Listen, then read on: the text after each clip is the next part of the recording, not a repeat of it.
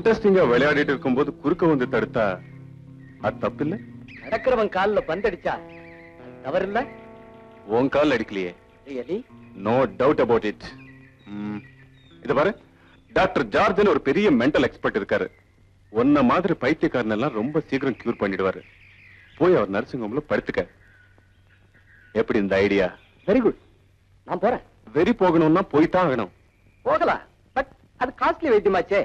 நான் பழைய பிச்சைக்காரன், பிளாட்ஃபார்ம். எங்க அப்பா அம்மா என்ன பெத்து போட்டாங்களே தவிர நீயே பழிச்சுக்கிடான்னு மேல போயிட்டாங்க. நாணயமா உழைச்சேன், நாணயம் சேரல. அந்த லைஃப் உனக்கே தெரியும். அப்புறம் சிம்பிளா ஒருத்தனை அடிச்சு பார்த்தேன், சில்லற வந்தது.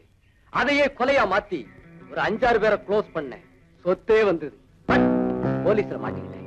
ஒரு 7 வருஷம். அப்புறம் தான் தெரிஞ்சது, எவிடன்ஸ் இல்லாம கொலை பண்ணாதான் என்னை எவருமே பிடிக்க முடியாது. அப்படி ஒரு 2-3 மர்டரை பண்ணிட்டு இப்பவும் வெளியில தான் இருக்கேன்.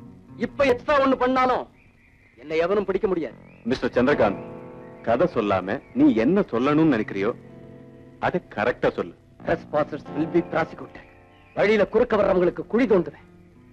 சிகரெட் உடம்பை எஃபெக்ட் பண்ணும், உதைக்க பலம் இருக்காது.